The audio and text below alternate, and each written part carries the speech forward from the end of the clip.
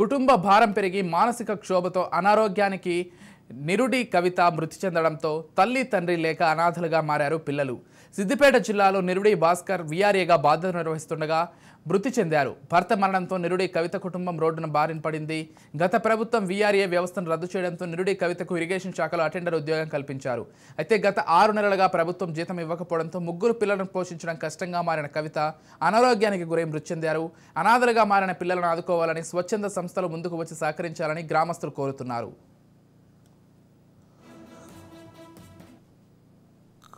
గవర్నమెంట్లా irrigation పార్లమెంట్లా చేసింది.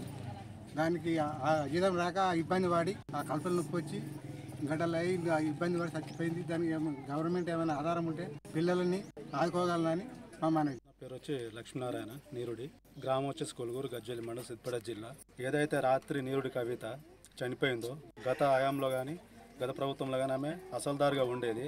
ఏదైతే కేసీఆర్ గారి ప్రభుత్వం ఉన్నదో టీఆర్ఎస్ ప్రభుత్వం 6 నెలల క్రితం వాళ్ళను వేరే డిపార్ట్మెంట్కు పర్మనెంట్ చేస్తున్నామని చెప్పేసి పంపించడం జరిగింది. కానీ ఇరిగేషన్ డిపార్ట్మెంట్లో వాళ్ళ కలెక్ట్ చేయడం జరిగింది. కానీ గత 6, 7, 8 నెలల నుంచి కూడా వాళ్ళకు జీతాలు రాకుండేది.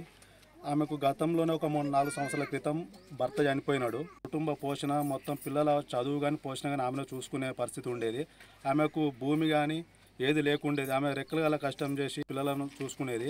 ఏదైతే ప్రభుత్వం ఆమెను ఇరిగేషన్ డిపార్ట్మెంట్ అలాట్ చేసి జీతాలు ఇవ్వకుండా చేసిందో ఆమె కుటుంబ పోషణ కూడా ఇబ్బంది అయింది. ఇప్పుడు ఆమె చనిపోవడం వల్ల కూడా ఈరోజు ఆ పిల్లలు 2 అమ్మాయిలు, తండ్రి చనిపోయినప్పుడు ఆ బాబు ఏదైతే చిన్న బాబు ఉన్నాడో తండ్రి చనిపోయినప్పుడు కడుపులోనే ఉన్నాడు. ఈ రోజు ఆ పిల్లలకు ఏ దిక్కు లేకుండా అయిపోయినది. వాళ్ళ పరిస్థితి కానీ ప్రభుత్వం కానీ అయినా స్వచ్ఛంద సంస్థలు కానీ వాళ్ళని ఆదుకోవాలని మేము కోరుకుంటున్నాము.